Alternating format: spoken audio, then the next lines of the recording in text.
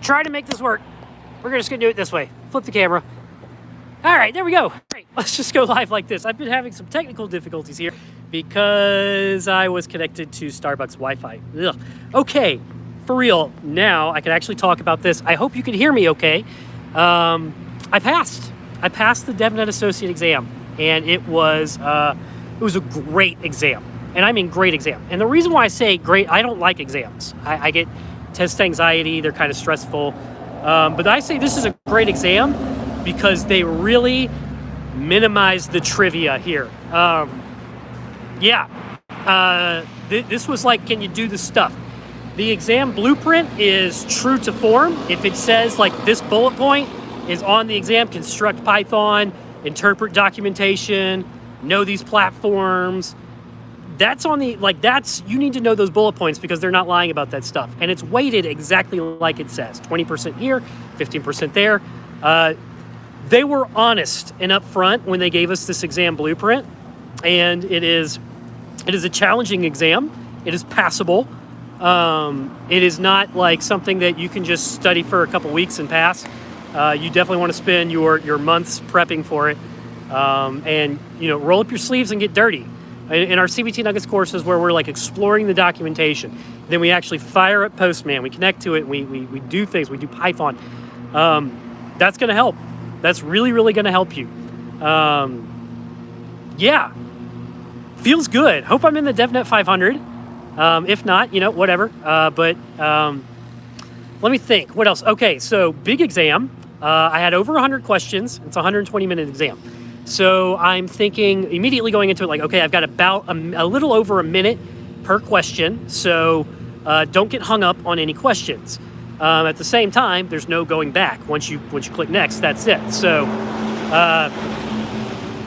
that I guess in a way, that's probably the real challenge is like you have to be very deliberate and quick about your answers, but you can't review them later. So, there were 3 or 4 questions where I was like, I am spending way too much time on this.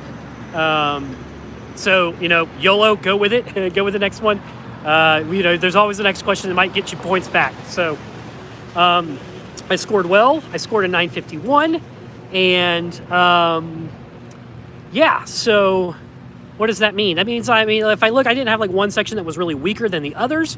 All right, one question already, and I like this question. Can the CBT Nuggets training give you enough for someone to pass?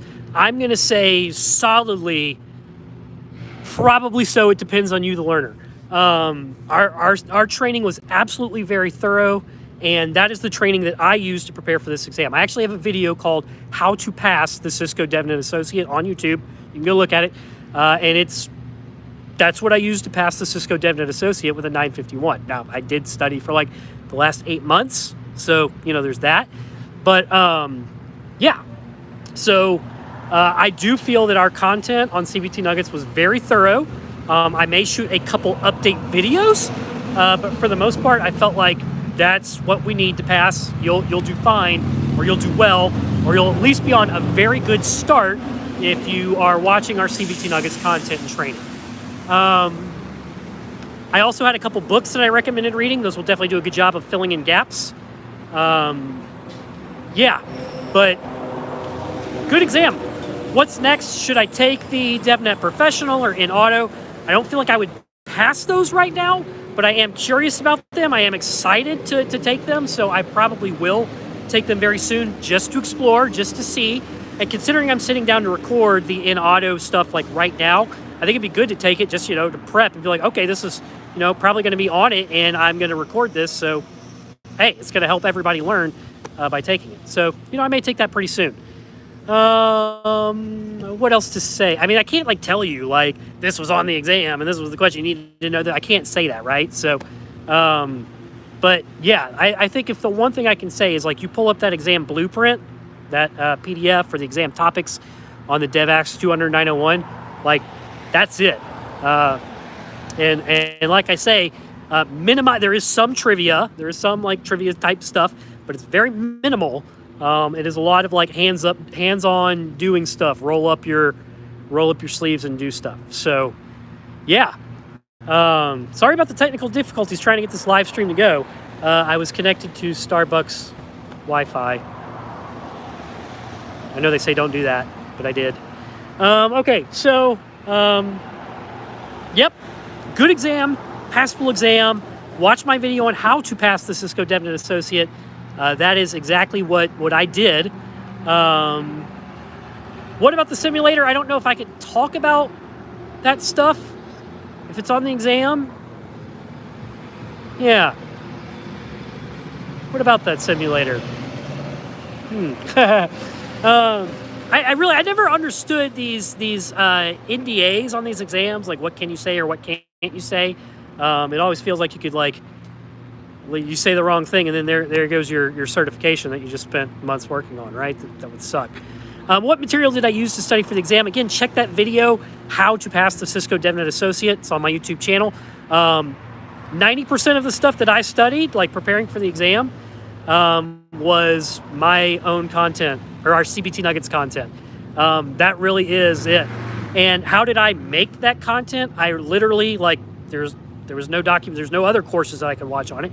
So I read the documentation, I labbed it, and then I recorded it.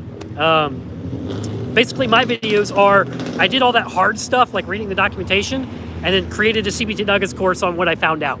So I really feel like the CBT Nuggets content will prep you well for this exam. I think we just got another question here, and I can't really, like, very easily. Let's see if I go to live chat. There we go. Okay. Just thumb through some comments here, making sure I'm... Okay, the CBT Nuggets content training. Yep, that will... I just paid for the Cisco training. Can I combine it with the CBT content? Absolutely. If you don't have... sorry about the sound. It's a little choppy here. I'm trying to work with a Rode video mic. Can you combine the content? Yes, you can. If you don't have CBT Nuggets, get that 7-day trial. You'll probably find out pretty quickly that it's worth the money. We're very proud of this course. We put a lot of effort into it. I mean, it's like 300 something videos, just tons. How deep into the Cisco white papers is the associate exam? I don't know about the Cisco white papers. I didn't read the Cisco white papers. I just kind of read the docs, the online docs that you can find on developer.cisco.com. The actual, like, if you read that exam outline, that's that's the exam. Like, they are honest. Like, when I say that, and I mean it, it really is, like, it's a great exam. They were very upfront about what was on it, and that was it. So yeah, highly recommend that you go over that exam blueprint, those bullet points, those exam topics before you walk in. Make sure you check off, I know this, I know this, I know this, I know this, because that was good. How hard is the exam for the traditional network engineer? Well, you will feel very comfortable with the networking questions. Traditional network engineer right here, CCNA security, JNCIA, lots of traffic driving down the street right now. I'm just gonna let them pass. All right, sorry about that. I'm outside drinking a coffee.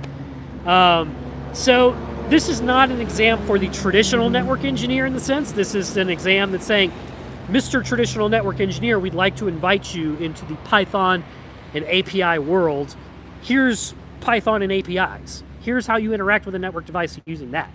While it is very Cisco slanted, very networking slanted, and that does help for me personally. It's like, I can do APIs and stuff, but when the API payload is actually VLANs and interfaces, I feel a lot more comfortable because this is in my wheelhouse. And I feel like the exam was right on that mark. So, yeah. How hard is it for a web dev and C# with basic networking knowledge? Man, this is your wheelhouse. I mean, it's Python, right? It's gonna be a lot of Python. It's gonna be a lot of, excuse me, a lot of interpreting, API documentation. Yeah,